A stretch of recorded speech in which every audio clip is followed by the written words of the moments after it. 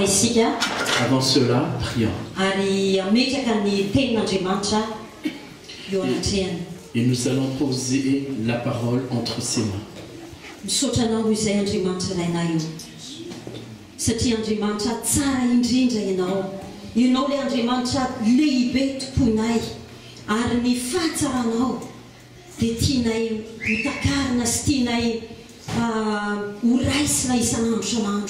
Ary ankehitriny Andriamanitra tia tsapa izany fahatsaranao izany bebe kokoa ihany izahay.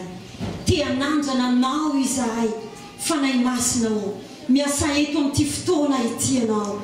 Miasa aty anatinay ianao. Aoka nanafiraisana aminao izahay eto amin'ity toerana ity amin'izao fotoana izao Andriamanitra. Ary aoka ianao no hanokatra ny fonay. Aoka ianao no hanazava ny sainay fanahy masinao. Misaotra betsaka anao indrindra izahay. Tsara loatra miaraka aminao. Tsara loatra ny eto akianjanao Andriamanitra. Mitenena aminay ianao. Vonina ianao izahay amin'ny anaran'i Jesosy. Amen.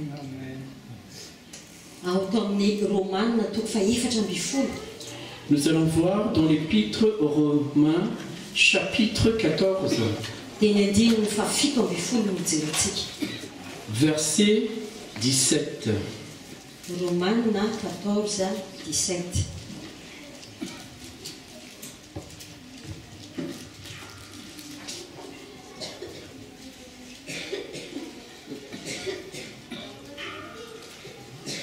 Hoy ny tenin'Andriamanitra rehefa hitantsika dia rahantsika mamaky amin'ny anaran'i Jesosy. Fa ny fanjakan'Andriamanitra dia tsy amin'ny fihinanana sy ny fisotroana fa fahamarinana sy fiadanana ary fifaliana ao amin'ny fanahy masina. Amen. Au nom de Jésus. En effet, le royaume de Dieu, ce n'est pas le manger et le boire, mais la justice, la paix et la joie par le Saint-Esprit. Ny tenin'Andriamanitra eto hoe ao amin'ny fanjakan'Andriamanitra izay miaraka amin'ny fanahy masina dia misy ny fahamarinana ao, misy ny fiadanana ary misy ny fifaliana ihany koa. La parole de Dieu nous dit bien que lorsqu'on est dans le royaume de Dieu, avec le Saint-Esprit, nous aurons la paix, la justice et puis la joie. Hitantsika amin'izany asa ianao amin'izao fotoana izao. Raha miteny ianao hoe efa ao amin'ny fanjakan'Andriamanitra, mitoetra amin'ny fahamarinana ny tenin'Andriamanitra avy ianao. Si vous pensez que vous vivez dans le royaume de Dieu, est-ce que vous avez la justice? Ny fiainanao ve mahitsy araka ny tenin'Andriamanitra tokoa? Est-ce que votre vie est dans la droiture selon la parole de Dieu? Raha ao amin'ny fanjakan'Andriamanitra ianao, mahatsapa fiadanana ve ianao anatin'ny fonao ankehitriny? Et vous vivez, est-ce que vous vivez dans la paix dans votre cœur en ce moment? Satria ny ao amin'ny fanjakan'Andriamanitra dia be fiadanana. Parce que dans le royaume de Dieu, il y a tellement de paix. Na dia eo ara ny zavatra izay mifamotofoto amin'ny fiainana, dia fiadanana avy amin'Andriamanitra, avy amin'ny fanahy masina dia tsy mihontsona mihitsy izy ao anatinao ao. Et même s'il y a toutes les difficultés de la vie, toutes ces inondations qui viennent de partout, si vous avez la paix dans le Père Céleste, dans le royaume, vous vivrez calmement, malgré la tempête. Fifaliana. Manana fifaliana ve ianao? Avez-vous la joie? Fanjakan'Andriamanitra dia feno fifaliana ao. Parce que dans le royaume de Dieu, il y a aussi la joie. Ny kristianina, raha milaza izy hoe kristianina, nefa ny tarehany manjombona foana, dia mbola misy zavatra mila revisena ao anatiny. Parce que si un chrétien, il dit qu'il est un chrétien, alors que son visage est comme un citron, alors là, je vous dis sincèrement qu'il faut qu'il revise un peu ce qui est sa vie. Mila mijery ny fiainantsika hoe tafatoetra tsara ao anatin'ny fanjakan'Andriamanitra avy izao sa mbola milalilana fiainana. Parce que nous avons besoin de nous examiner nous-mêmes pour savoir vraiment si nous sommes dans le royaume de Dieu. Misy antony daholo matoa tsy ampy ny fifalianao matoa tsy ampy ny fiadananao matoa mbola tsy mandeha amin'ny fahamarinana ny ten'Andriamanitra ianao a mbola misy antony ao misy olanao. Parce qu'il y a toujours des raisons si vous ne vivez pas dans la joie, dans la paix et dans la justice. Tsy tian'Andriamanitra hipetraka ao anatin'izany nefitsika. Parce que Dieu ne nous aime pas que nous vivons hors de ces trois choses. Mety misy hoe zavatra fahazaran-dratsy a tsy mety miala aminao mihitsy zany mahatonga anao mitanondrika foana tsy manam-pifaliana tsy tanteraka amin'ny fifalianao. Parce que peut-être chacun de nous tous, nous avons nos mauvaises habitudes et cela nous conduit dans une vie où il n'y a pas de joie. Mety misy zavatra tanjona tianao tratrarana tsy mety tratranao mihitsy le izy amin'ny finoana natrarana zany a tsy manam-piadanana tsy manam-pifaliana koa ianao farany. Parce que nous n'avons pas la paix étant donné que nous n'avons pas pu atteindre l'objectif que nous voulons faire. Hijery ten'Andriamanitra nefa tsika atao Matthieu 11:12. Dans l'évangile de Matthieu, chapitre 11, verset 12, on va voir ce verset. Matthieu 11:12.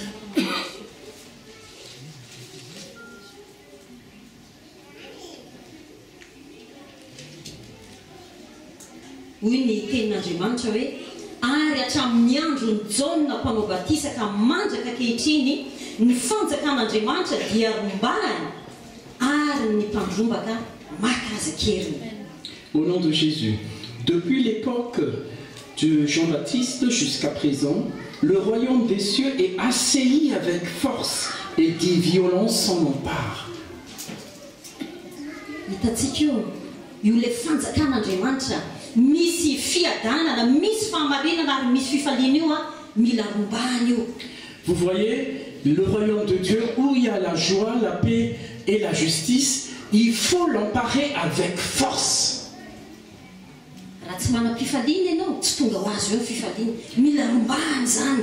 Si vous n'avez pas la joie ne vient pas, ça ne tombe pas tout seul du ciel, mais il faut l'emparer. Raha tsy manam-piadanana ianao za tadidiko tsara nisy fotoana. Si vous n'avez pas la paix, et moi je me souviens bien, il y a un moment, nisy fotoana nisy olona tao am-piangonana zay tsy haiko mihitsy fa dia tsy mifakahazo amiko izy. Il y a un certain moment, dans une église, il y avait une personne qui ne s'entendait pas du tout avec moi et je ne comprends pas pourquoi. Dia tamin'izany a isaky ny ho any am-piangonana tsy azoazoko mihitsy ny haiko tena zay aloha hoe tsisy fiadanana tsy ohatry ny olona maivamaivana andeha ambony. Et à chaque fois que je vais à l'église, j'étais pas bien parce que j'avais pas la paix pour y aller affronter cette personne. Dia noho ny farany a tia tenin'Andriamanitra ty hoe rombahana fanjakan'Andriamanitra rombahana le fiadana-po. Et à la fin, le verset qu'on vient de lire m'a fortifié. Il dit bien qu'il faut s'emparer du royaume avec force pour que je puisse avoir la paix. Nanomboka teo adozy hoe alao mihitsy a lasa zahako nitady zavatra nomeko fanomezana le olona. Alors j'ai cherché un moyen pour réconcilier avec cette personne, donc je lui ai offert un présent. So ihany tamin'izany koa andro tsy tadidiko hoe fête de mère sa inona akaikikaiky io fetifety tamin'izay a dia misy olona mifanolonolotra cadeau dia mba nomeko izy.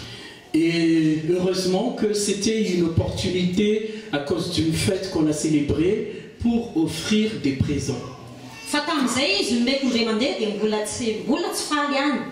Et en ce temps-là, je lui avais donné un présent, mais lui, bon, il est un peu froid encore. Dia nitady ihany a inona indray re nataoko inona indray re nataoko fa mila rombahako a le fiadanana avy amin'Andriamanitra. Ny hafarany nisy zavatra ohatrany hoe ny fanaovana tao am-piangonana hoe miaraka tsororosana sisa nalaiko indray izy.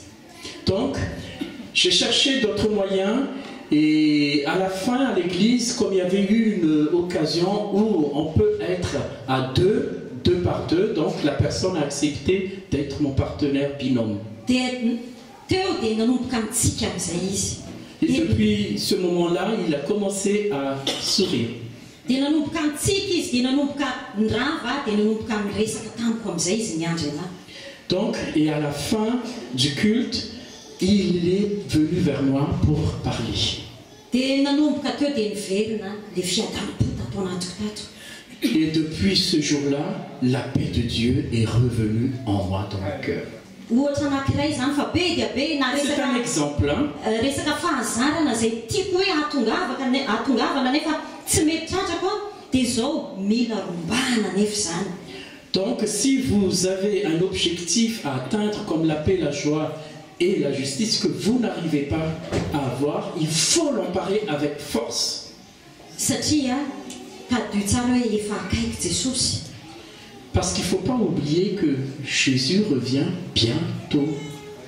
Ary Andriamanitra dia ny olona ao amin'ny fanjakany no entiny. Et Dieu, il va emporter les personnes qui sont dans son royaume. Indraindray nefa amin'izany hoe fandrombahana ny fanjakan'Andriamanitra zany mitaky finoana zany indraindray mitaky ady. Mais il faut bien savoir que pour s'emparer du royaume de Dieu, ça nous demande la foi et même le combat spirituel. Dia misy tantara anankiray ity hojerentsika tao amin'ny Samuel voalohany 14. Allons voir une histoire dans 1 Samuel 14. Tantara izay efa fantatsika ihany gambo izy ity fa tsy hovakiako tanteraka. C'est un passage que nous connaissons tous, donc je ne vais pas lire en entier. Fa hofitiniko hoe tamin'ity fotoana ity ny zanak'Israely dia Saul ny mpanjakany tamin'izany dia nanan-janakalahy izy atao hoe Jonathan. Donc je vais synthétiser que c'était le roi Saul qui a un fils Jonathan. Dia tamin'izany fotoana izany dia nahery teo amin'ny zanak'Israely ny Filistina fahavalo.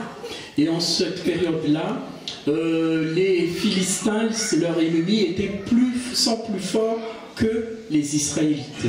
Dia raha mijerytsika eo amin'ny toko 7:7-7:20 dia hoe ary teny amin'ny tanin'ny Israely rehetra dia tsy nisy mpanefy fa hoy ny Filistina andrao manefy sabatra nalefina ny Hebreo ka dia samy nidina ho any amin'ny Filistina ny Israely rehetra hanasa ny fangadiny sy ny fiasany sy ny famakiny ary ny fiadian-taniny.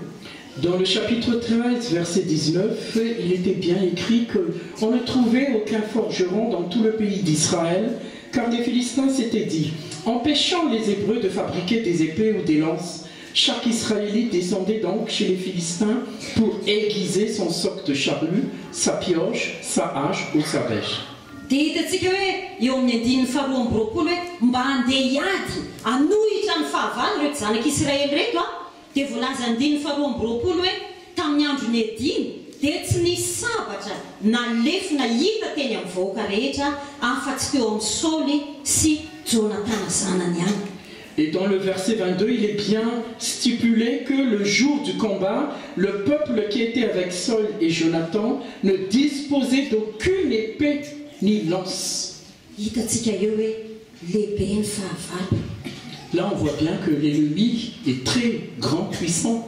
Raha mijerytsika dia hoe ahoana ny edina amin'izany le mpanjaka sy ny zanany ihany no manana ny fiadiana ny vahoaka rehetra tsy manana ny fahavalo nefa etsy hiaiky tanteraka.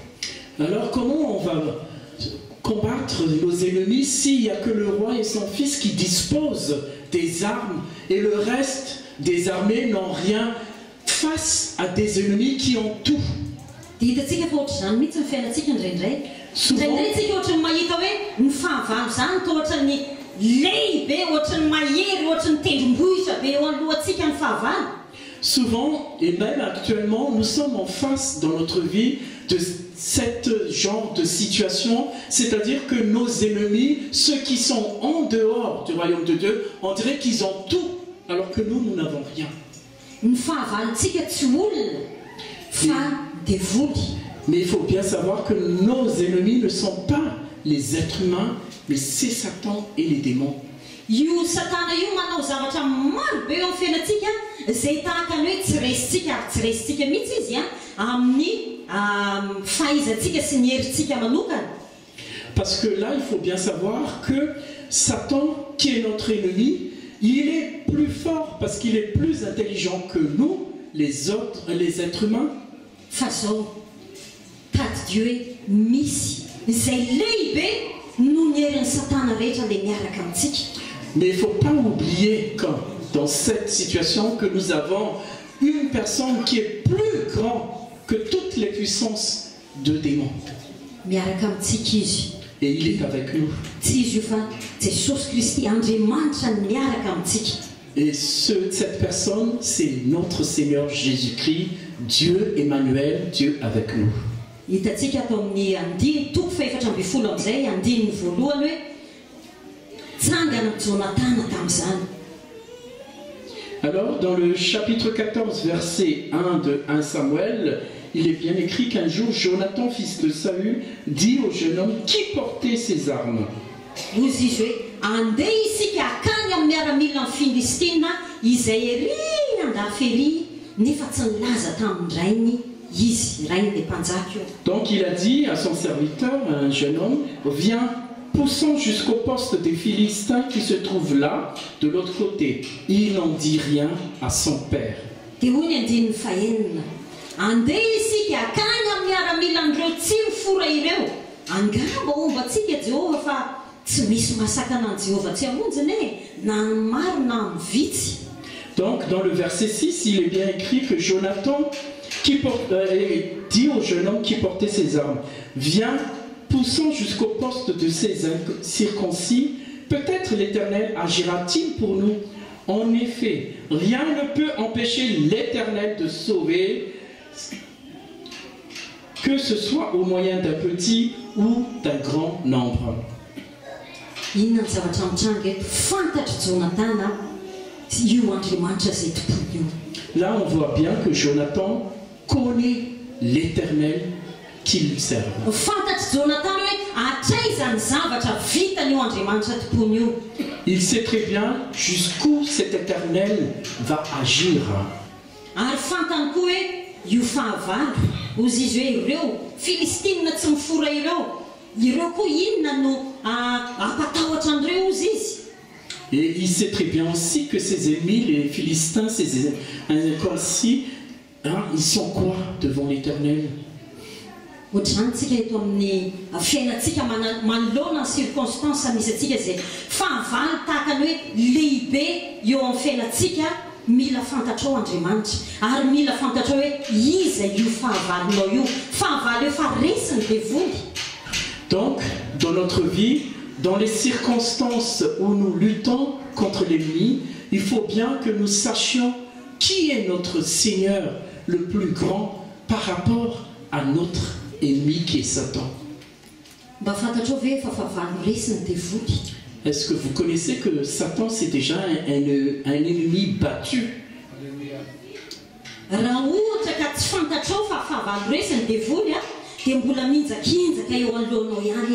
Parce que si vous ne savez pas cela, Satan va danser devant vous, va vous faire peur.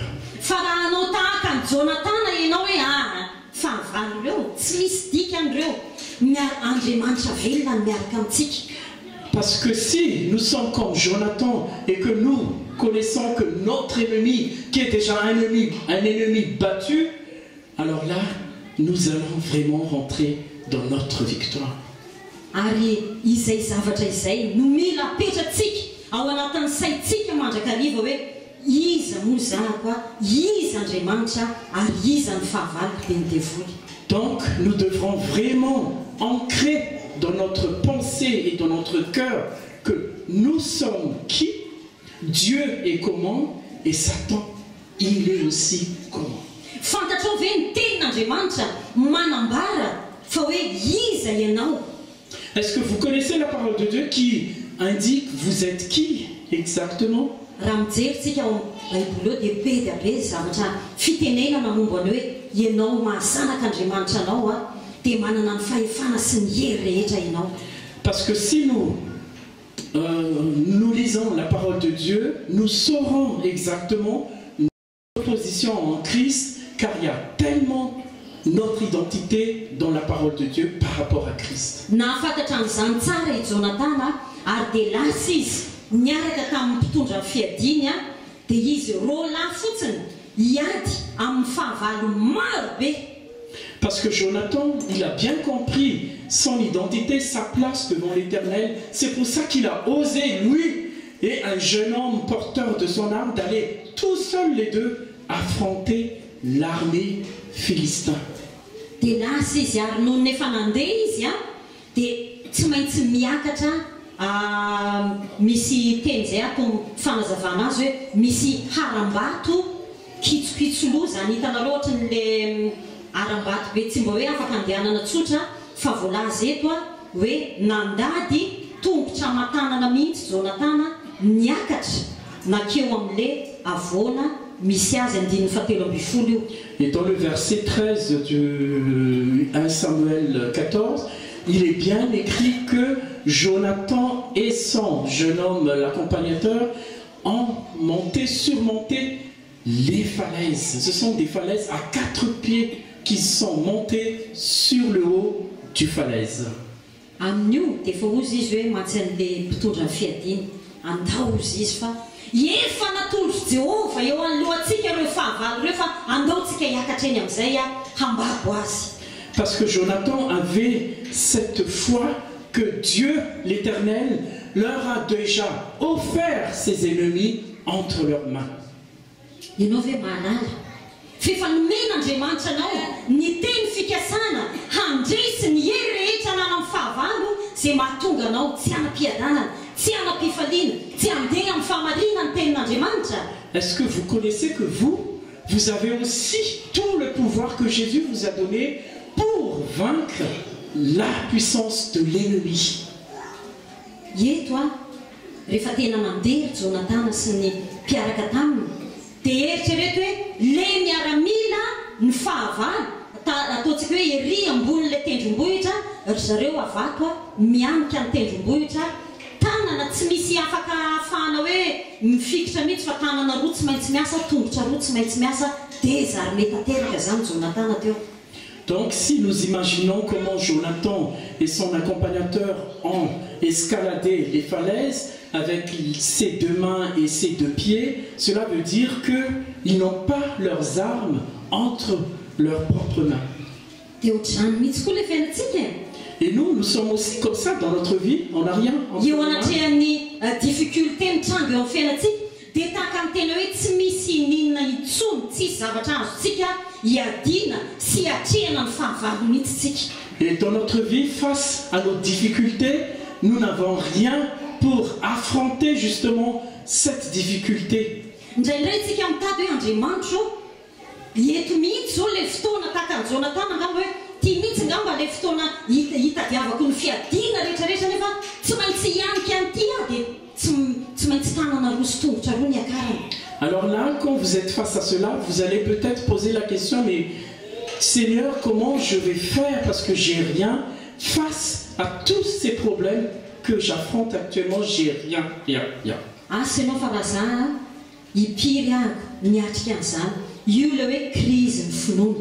Et je ne sais pas vous, mais moi, personnellement, combien de fois j'affronte de telles circonstances et quelquefois ça me donne une crise de foi.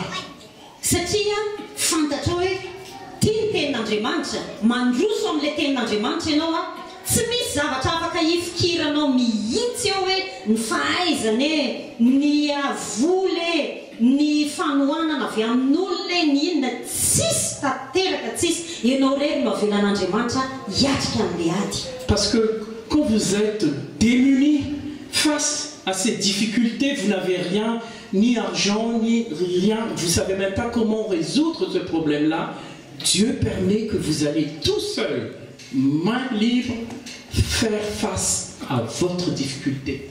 Dia izay mihitsy le tonga amin'ilay tenin-driza hoe indraindray dia maizina tanteraka ny zavatra ny fiainana rehetra kanefa ozy izy ny famaizinana dia milaza fefahoavy le maraina. Et c'est pour cela que la parole du chanteur Reed disait que lorsque tout est noir, tout est sombre, il faut avoir l'espoir que après la nuit, c'est le jour, le soleil va se lever. Amen. Fandraindray ao anatin'ny crise ny finoana dia misy verina midina ny olona miabandona. Parce que quelquefois aussi, souvent même, dans cette crise de foi par rapport aux circonstances difficiles, il y a beaucoup de personnes qui abandonnent la lutte. fa ozy Andriamanitra hoe lazao amin'ny zanak'Israely mba handroso izy. Parce que Dieu nous commande, parle mes enfants, qu'il avance. Amen. Tsy maintsy mandroso isika raha te handresy ny ady ianao dia tsy maintsy miatrika ny ady. Parce qu'il faut que nous avancions. Si vous voulez vaincre votre ennemi, vos difficultés, il faut que vous avanciez. Ary Andriamanitra raha hitondra fandresenao anao, tsy fandresena miaraka amin'ny fahaizanao, na miaraka amin'ny volanao, na miaraka amin'ny inona anao, fa tiany ianao hiankina tanteraka aminy.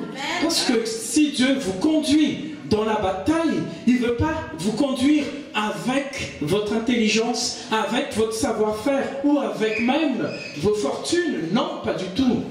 Mais avec lui dans la victoire. Fa le Andriamanitra izay efa mampanatena fandresenanao io, Andriamanitra mampisy ny tsy misy io. Parce que le Dieu qui vous a promis que vous aurez la victoire, c'est un Dieu de possible, même s'il n'y a rien qui est impossible. Na lafiny inona ny olana eo amin'ny fiainanao, na lafiny inona ny fahavalo mandindona eo amin'ny fiainanao tahaka ny tendrombohitra, ozy Andriamanitra hoe atreo miaraka amin'ny heriko fotsiny io. Parce que quelle que soit la grandeur de vos difficultés, de la montagne que vous allez affronter, Dieu nous demande toujours d'avancer parce qu'il est avec nous. Jerentsika ny andiny fahatelo ambin'ny folo hoe ary Jonatana nananika nandady tongotra matanana ary nanaraka azy ny mpitondra ny fiadiny dia lavo teo anatreo any Jonatana ny Filistina ary ny mpitondra ny fiadiny namono teo arinany koa. Et dans le verset 13, il est écrit: Jonathan monta en s'aidant des mains et des pieds, et son porteur d'armes le suivit. Les Philistins tombaient devant Jonathan et son porteur d'armes donnaient la mort derrière lui. Eo anelanelan'io tsy voatantara hoe nianika Jonatana. Dia ohatry mieritreritra hoe dia navela miaramila amin'ny Filistina fotsiny hoe reo misy olona mianika dia mianika dia tonga teo amin'ny zareo dia mbola tsy taitra ihany ny Filistina. Fahafantarako azy matoa tsy taitra amin'ny Filistina dia ny sous-estimé an'ireto rôla izay vahoakan'Andriamanitra reto izy. Parce que si nous imaginons l'histoire, c'est est-ce que les Philistins les ont laissés qu'ils s'approchent, Jonathan et son porteur d'armes, qu'ils s'approchent comme ça facilement? Non, mais les Philistins ont tellement sous-estimé qu'ils sont que deux. Hitatsika zany, halleluja. Ny olona ny fandresena izay omen'Andriamanitra atsika dia tsy tahaka ny fomba andreseny izao tontolo izao mihitsy. Parce que notre victoire venant de Dieu, ce n'est pas comme les gens, les stratèges donnent comme stratégie de guerre, pas du tout. Dieu nous donne la victoire par son plan tout simple. Amen. Amen. Tena ianao miandrandrana zany isan'andro mihitsy eo amin'ny fiainanao, na inona zavatra hoe manoloana anao na inona manoloana anao aza mieritreritra mihitsy hoe ohatr'izao ny tokony ho izy, na ohatr'izao ny lalana fandehan'ity vao mahazo an'ity. Fa Andriamanitra tena manana ny fombany Andriamanitra mahay zavatra rehetra io. Parce que quand vous combattrez votre ennemi, alors là, il ne faut pas penser, je vais utiliser ceci, je vais faire cela, je vais voir cette personne pour résoudre mon problème. Non, espérez en Dieu. Demande-lui comment vous allez faire face à votre lutte. Tsy nampoizy ny Filistina mihitsy hoe reto rôla kely reto, ny anankiray ihany no mitondra fiadiana fa ny ray tsisy fiadiana, nefa dia naharesy azy rehefa avy eo. Parce que les Philistins n'ont pas du tout pensé qu'il n'y a que deux personnes qui les ont combattus, une qui n'a pas d'armes, il n'y a que le porteur qui avait que les armes, et pourtant ces deux personnes ont combattu toute une armée. Amen. Amen. Hitanao tsara na amin'ny lafiny fianarana io, na amin'ny lafiny zavatra relation, na amin'ny lafiny arabola, na amin'ny lafiny inona, tady Dieu fa ny lalan'Andriamanitra, ny lalako tsy mba lalanareo Jéhovah. Parce que face à vos difficultés, que ce soit difficultés à l'école ou à vos études, difficultés financières, professionnelles, etc., Dieu nous donne toujours un chemin pour combattre et avoir la victoire. Et quelle est la clé que nous devrons vraiment saisir? Il faut la clé, la seule clé de réussite, c'est notre relation intime avec le Saint-Esprit.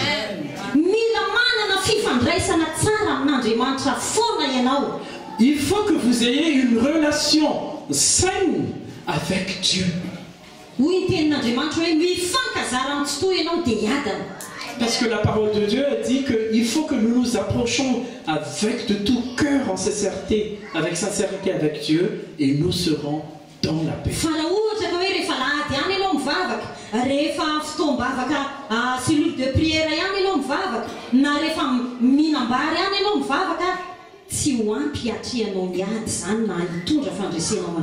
Parce que si vous pensez que tous les dimanches je vais à l'église, une fois par semaine je vais à la telle cellule de prière, et avant de prendre mon repas je prie, si vous faites que ces moments-là pour prier, alors là vous ne pourrez pas affronter vos montagnes.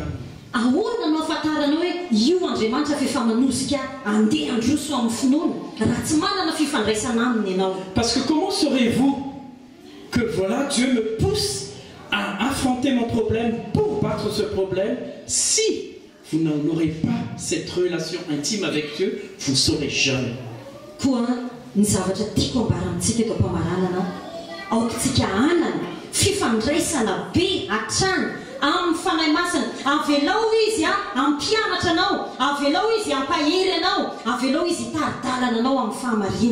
Donc, pour conclure, j'aimerais vous exhorter, vous demander vraiment, ayez une relation intime, proche avec le Saint-Esprit, pour que le Saint-Esprit puisse vous guider, diriger et donner la solution victorieuse pour votre problème.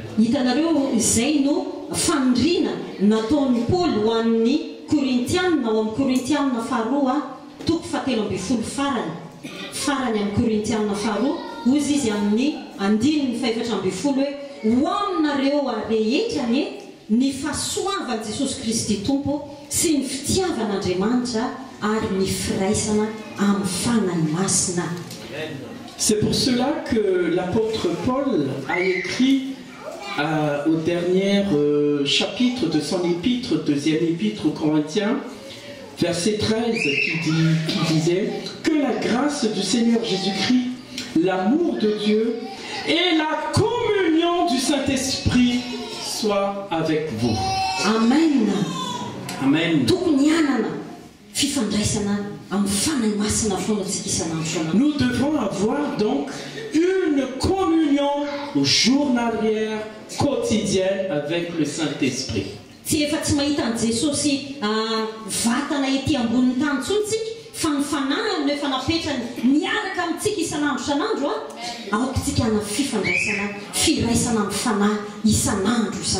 Parce que nous ne pouvons plus voir Jésus physiquement car il n'est plus sur cette terre. Mais Dieu, Jésus nous a donné son Esprit Saint qui habite en nous. C'est son Esprit. Donc nous devrons avoir cet Saint-Esprit, cette relation proche avec l'Esprit de Christ en nous. Amen. Aimez-vous d'avoir cette communion avec le Saint-Esprit? Est-ce que vous voulez vraiment cette communion?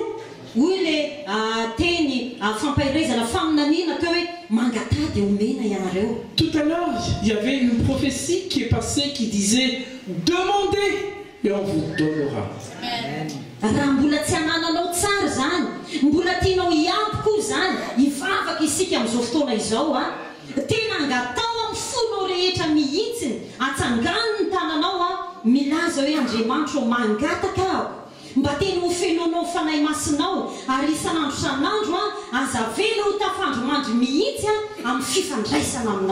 Si vous pensez que actuellement vous n'avez pas encore suffisamment le Saint-Esprit dans votre vie, alors je vous demandez la plénitude, que vous soyez vraiment remplis, que votre coupe déborde. du Saint-Esprit. Tady Dieu fa te hampandrisy ianao Andriamanitra. Parce que Dieu veut que vous soyez victorieux. Amen.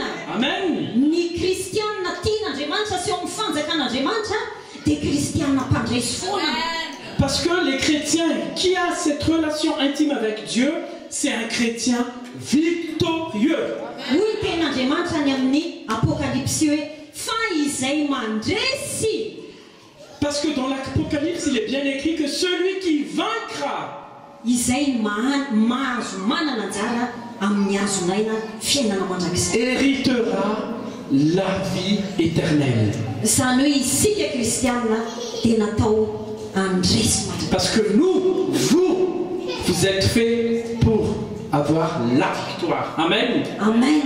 Raha tsy miaraka amin'ny fanahy masina nefa tsika dia tsy hisy mihitsy zany. Mais si nous n'avons pas le Saint-Esprit, nous n'aurons pas cette victoire-là. C'est que du rêve. Andao hitsangantsika.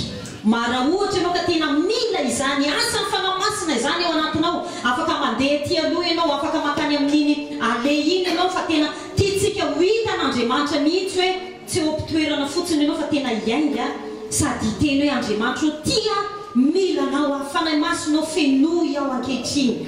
Si vous avez vraiment maintenant besoin, envie d'être rempli, vraiment rempli du Saint-Esprit, alors soyez libre, venez devant ou sur l'allée, priez, criez à Dieu, afin que Dieu puisse voir votre cœur, l'état de votre cœur qui a faim du Saint-Esprit, et il va vous remplir.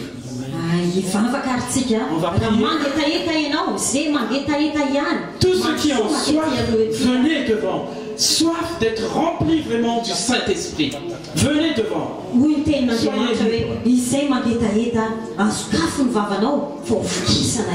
Parce que la parole de Dieu dit que ceux qui ont soif, ouvrez votre bouche et Dieu va vous remplir de son esprit.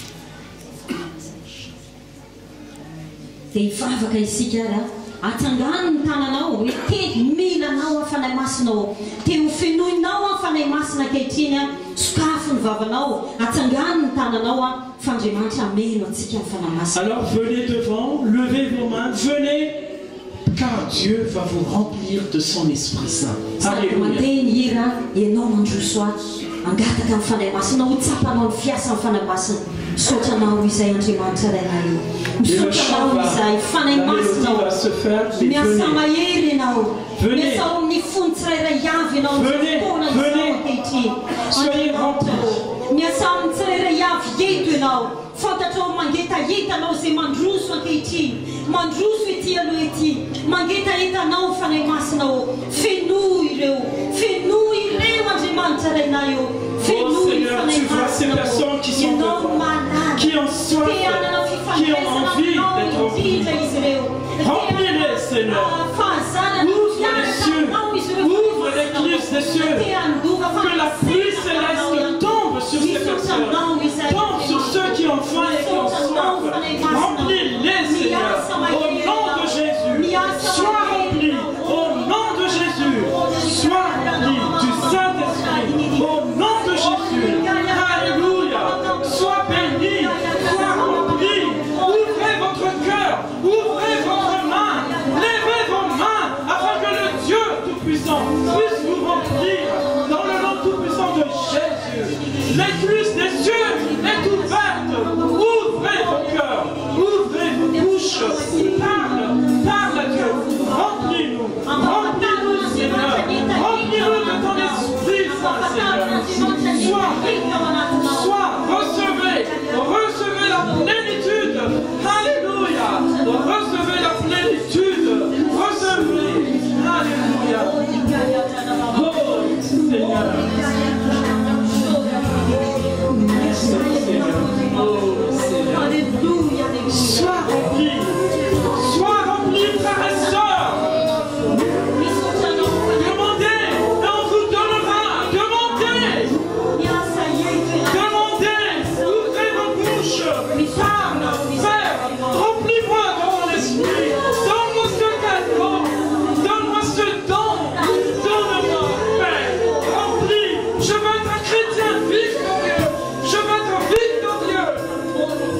Alléluia.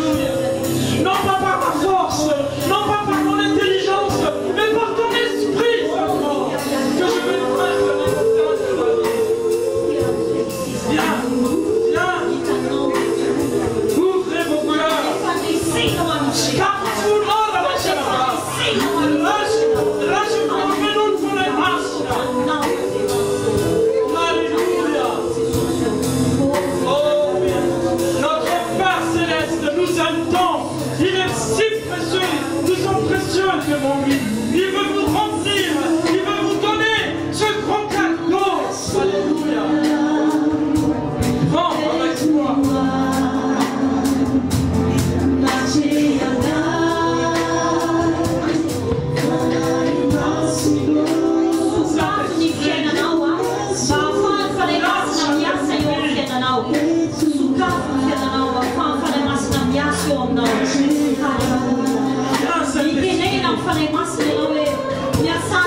J'ai besoin de ton onction.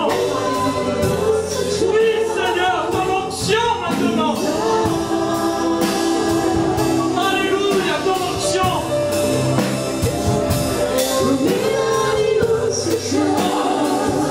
Onction divine. J'ai besoin de toi, Saint-Esprit. Nous voici devant toi.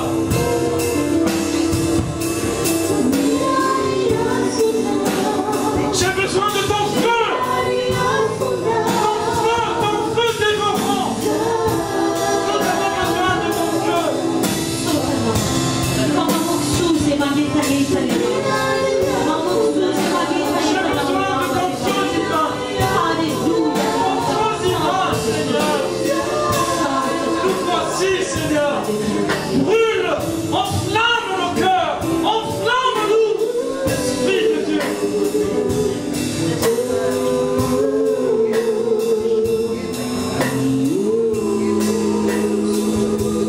Ouvrez vos cœurs. Demandez. Demandez, on vous donnera.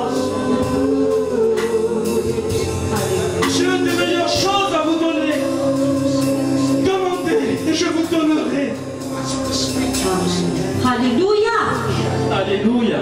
Ankehitriny dia aokanao ara mbola mangetahety ianao dia averiny zao vavaka izao. Si vous avez faim encore et soif de Dieu, répète cette prière. Sotranao Andriamanitro. Merci Seigneur, Fefa fenonao ny fanahy masinao aho. car tu m'as rempli de ton Esprit Saint. Mangataka anao aho fanahy masina hiaraka amiko mandrakariva ianao. Je te demande, Saint-Esprit, de m'accompagner tout le temps. Na miala eko aho na any anaty métro aho na any an-trano aho. Où que je sois, quand je quitte ce lieu, que je sois dans le métro ou chez moi à la maison, Miara amiko ianao fanahy masinao. sois avec moi, Saint-Esprit. Osory amin'ny fanahinao isan'andro Andriamanitro. Remplis-moi de toi, Saint-Esprit, tous les jours. Alléluia. Alléluia. Merci, Seigneur Jésus. Amen. Amen. Iteraka mafy ho anao.